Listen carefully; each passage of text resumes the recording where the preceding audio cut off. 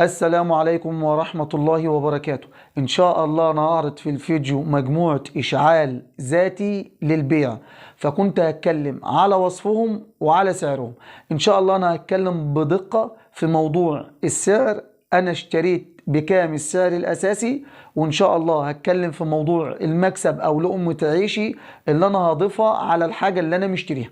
فبإذن الله حابب حضراتكم تستمعوا كويس للشرح وللوصف. ان شاء الله هتكلم مبدئيا بالنسبه للانابيب الانصاص، مش الانابيب الكبيره، لا الانابيب الانصاص بالطارات، الطاره الفك والتركيب كده تمام. طبعا هي خلفي مباشره 4 انابيب. باذن الله انا هتكلم على وصفهم وازاي انا اشتريتهم وازاي انا جبتهم. طبعا في ناس كتير هتقول لي يا استاذ مصطفى حاول انك تخش في الموضوع وانك تتكلم على موضوع حضرتك عايز كام وهتبيع بكام، ولكن انا نفسيتي بترتاح بموضوع الشرح، لاني بحس يعني الصدق في البيع دي حاجه بتهمني جدا. فان شاء الله مبدئيا هتكلم بالنسبه للانابيب الانصاص اللي حضراتكم لسه مشاهدينها حالا.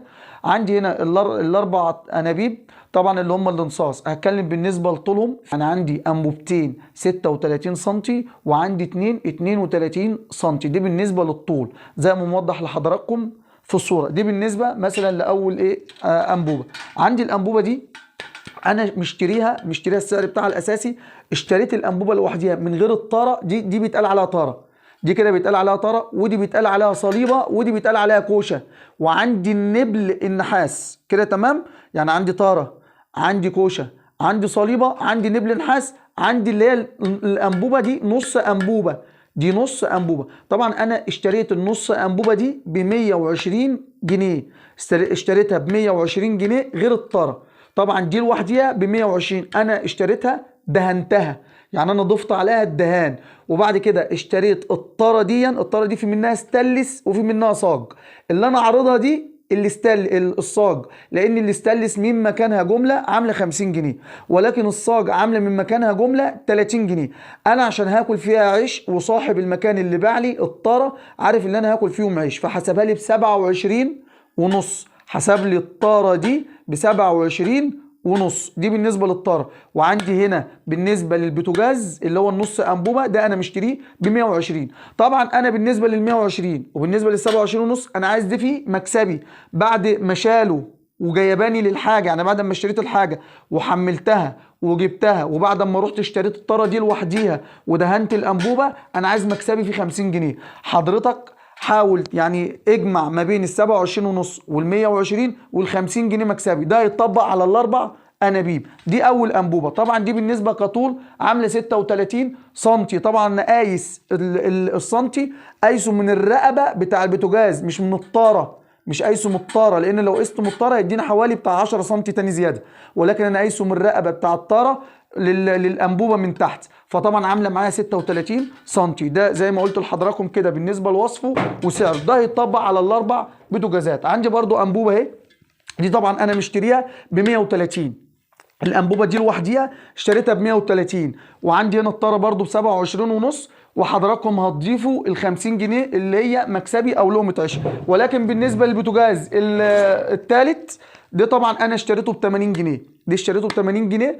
طبعا هو ده مليان، يعني حاسس ان هو مليان، فمش عارف هل هو مليان ضغط هواء ولا مليان ايه بالظبط، لان انا ما جربتوش بصراحه.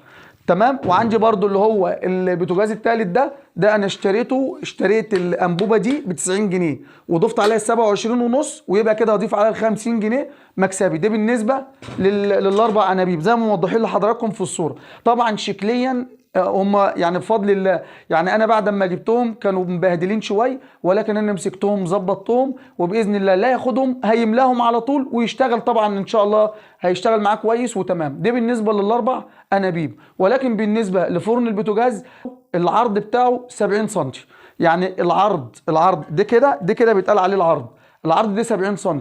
ولكن بالنسبه الطول بتاعه متر و12 سم كده تمام. عندي الصاجه الداخليه بتاع الفرن 6 مللي، بتاع الفرن الصاجه اللي هي بنقول عليها البلاطه بتاع الفرن، اللي هي الصاجه السمك بتاعها 6 مللي، هي تقيله جدا. فانا ان شاء الله هقرب كاميرا الهاتف وهفرج حضراتكم، ولكن بعد ما اذكر السعر. طبعا انا اشتريته هو بفضل الله، هو ما اشتغلش خالص، يعني هو جديد.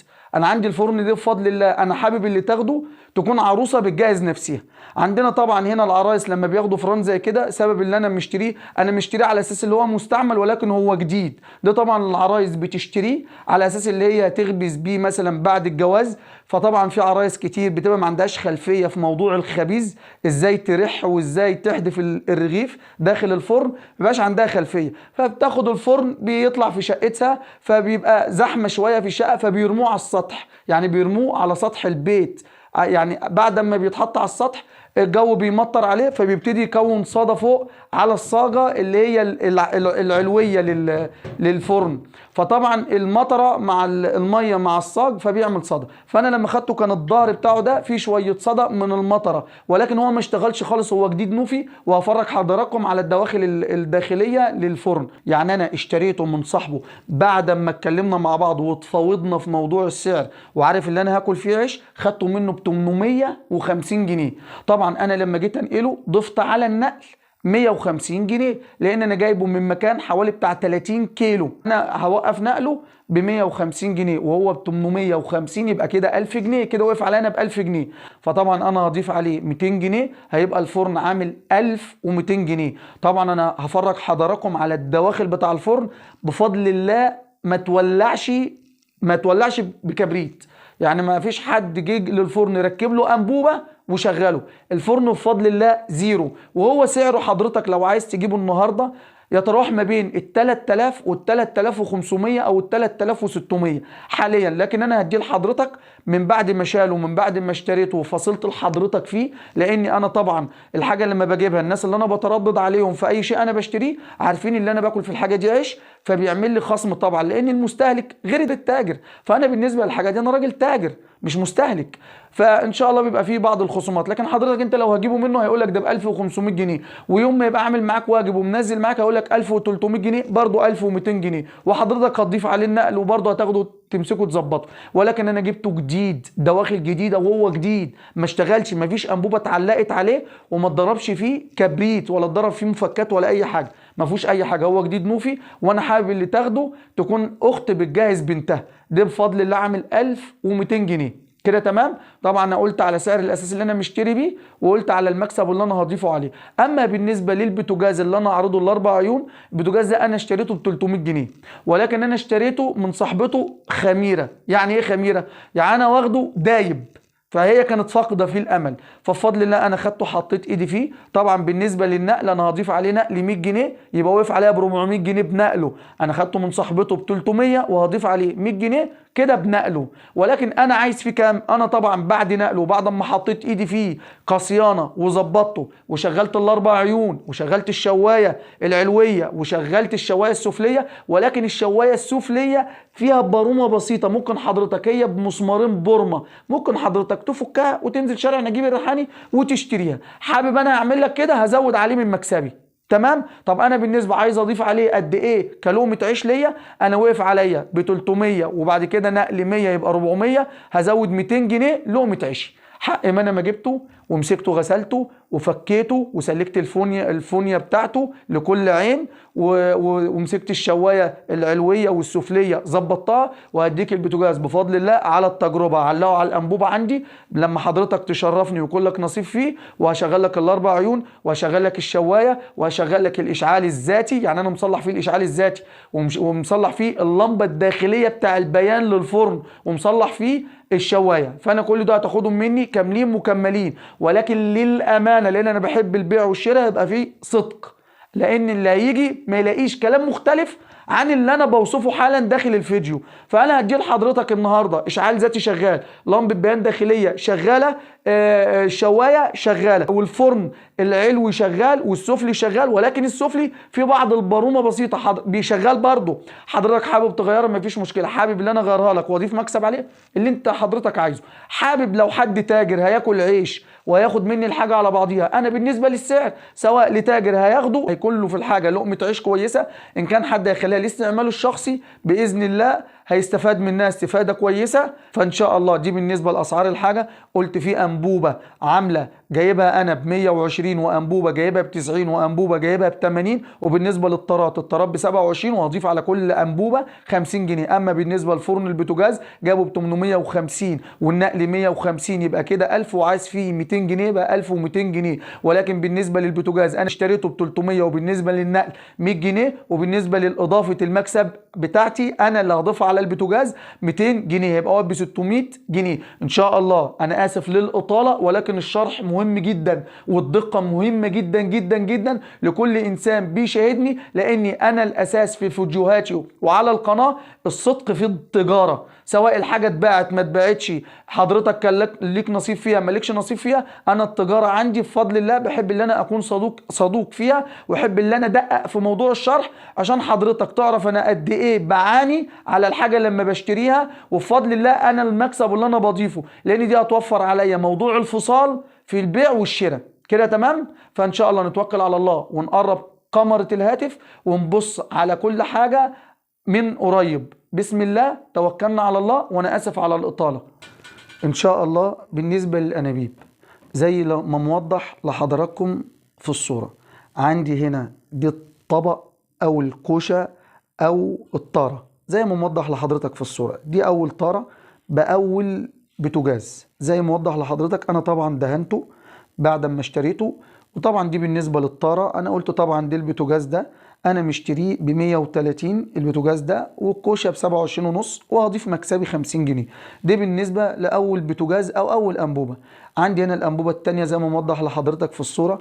حضرتك عشان تشتري النهاردة الأنبوبة دي سعريا، يعني السعر هتتراوح ما يقلش عن 400 جنيه و600 جنيه. يعني عندي الأنبوبة دي بيتقال عليها أنبوبة كبيرة.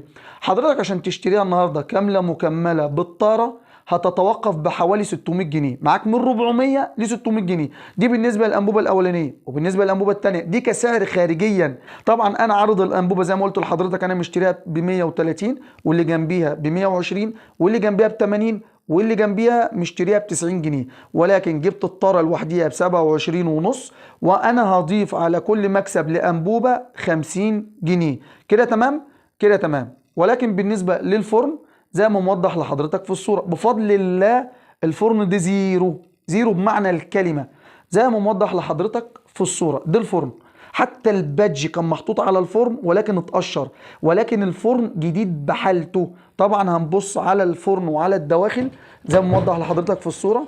عندي اقسم بالله الفرن ده ما اشتغل، ولكن الصدى ده لاني انا سبت الميه عليه اثناء الغسيل. حضرتك بفوطه، ولما تيجي تريح وترمي قبل ما بتعمل اي حاجه بالعود بتروح رايح دايرتين كده على الصاجه، وهي طبعا انا مش منشفها زي ما موضح لحضرتك. دي الدواخل بتاع الفرن. الفرن ده دواخله كلها جديده، هو ما اشتغلش. الفرن ما اشتغلش زي ما موضح لحضرتك. عندي الصاجه هنا 6 مللي. طبعا انا عشان اطلع الصاجه بايد واحده صعب. الفرن بفضل الله انا شايفه بحالته. يعني عندي الجنب بتاع الفرن زي ما موضح لحضرتك طبعا ما اتضربش فيه، ما اتعلقش عليه انبوبه. الفرن بفضل الله جديد نوفي. بفضل الله الفرن ما فيهوش الهواء. دي الجنب، وانا هفرج حضراتكم على الصاجه. طبعا زي ما موضح لحضراتكم في الصوره، دي بالنسبه للصاجه هي تحميل الصدى اللي على الصاجة بسبب المية بعد الغسيل، لان انا غسلت وشطفت بمية وبخرطوم، ولكن انا ما نشفتش، سبت الفرن. ولكن بفضل الله هي تنضف على طول بفضل الله بشوية زيت خفيف كده بفضل الله تنضف. عندي هنا الدواخل وانا رفعت الصاجة زي ما موضح لحضرتك اهو في الصورة. الفرن بفضل الله جديد، بفضل الله ما اشتغلش. الفرن مش واضح كويس، فانا بفضل الله الفرن عندي هنا ما اشتغلش. انا شغلت الفلاشه اهو بفضل الله. هنا دواخل الفرن زي ما موضح لحضرتك اهو في الصوره. العيون ما اشتغلتش بفضل الله، ما اشتغلش. فما اتضربش فيه، يعني ما اتعلقش فيه انبوبه، ما حدش ولعه بكبريت، ما اشتغلش بفضل الله. جديد مفعول زي ما موضح لحضراتكم. ادي السقف، وادي الارضيه البلاطه، وادي الجناب بتاع مواسير الاشعال، وعندي هنا الغطا اهو الباب زي ما موضح لحضراتكم كده في الصوره. بفضل الله 200%. ان شاء الله نبص على البوتاجاز الاربع عيون. عندي هنا بالنسبة للبوتاجاز الاربع عيون زي ما موضح لحضراتكم، دي طبعا الوش دي ستانلس، وعندي هنا العيون كاملة وبفضل الله شغالة 200%. يعني الفرن البوتاجاز شغال معايا كويس زي ما حضراتكم شايفين. طبعا في ناس كتيرة تقول لي يا مصطفى احنا ما بنحبش البوتاجاز اللي هي شكلها ابيض، ولكن البوتاجازات دي انا ليا اللي انا اديك البوتاجاز شغال 100 100. عندي عين هنا لاول عين والعين التانية والعين التالتة والعين الرابعة، وعندي دي الفرن شغال فوق وشغال تحت. طبعا بالنسبة للدواخل عندي هنا الدواخل دي طبعا الجلبة دي بتاعت الباب حضرتك تبقى تظبطها وتعلقها، وعندي هنا دي بالنسبة للأرضية اللي بالنسبة للصاجة، وعندي بالنسبة للشبكة. ولكن بالنسبة للإشعال الذاتي زي ما موضح لحضراتكم الصوت والشرار ظاهر لحضراتكم، دي بالنسبة للإشعال الذاتي. ولكن بالنسبة لللمبة الداخلية لمبة البيان للفرن واضحة لحضراتكم، وبالنسبة للشواية حضراتكم سامعين صوت الموتور. ولكن بالنسبة للشواية العلوية للفرن أو الفونيا طبعا دي كويسة جدا وشغالة كويس. ولكن بالنسبة للأرضية أو أرضية الصاجة للفرن عندي هنا طبعا الشواية اللي أنا اتكلمت عليها بالنسبة للبرومة متاكلة ولكن هي شغالة، ولكن ممكن يكون الشكل صعب على حضراتكم ولكن شغال 200% بفضل الله. طبعا دي بالنسبة لفرن البوتاجاز. وبالنسبة للشكل الخارجي للبوتاجاز طبعا بالنسبة لشكل الجناب زي ما موضح لحضراتكم البوتاجاز ما فيهوش بارومه، خالي تمام من البارومه. طبعا دي بالنسبه للجنب وده بالنسبه للجنب الثاني خالي طبعا من اي بارومه، ما فيهوش بارومه خالص. وعندي بفضل الله البوتاجاز انا شايفه شغال كويس جدا. بالنسبه للظهر زي ما موضح لحضراتكم دي بالنسبه للبوتاجاز، وعندي بالنسبه لظهر الفرن زي ما موضح لحضراتكم، وبالنسبه للفرن من تحت شكليا زي ما موضح لحضراتكم في الصورة. عندي الفرن بفضل الله جديد بشوكه. عندي الفرن عندي هنا المواسير، ولكن المواسير اللي حابب يركبها بطقم فلير بفضل الله. عندي فرن البوتاجاز جديد ما اشتغلش. نكمل داخل الفيديو. انا اسف لحضراتكم جدا على الاطالة وعلى التوضيح وعلى الدقة في الشرح.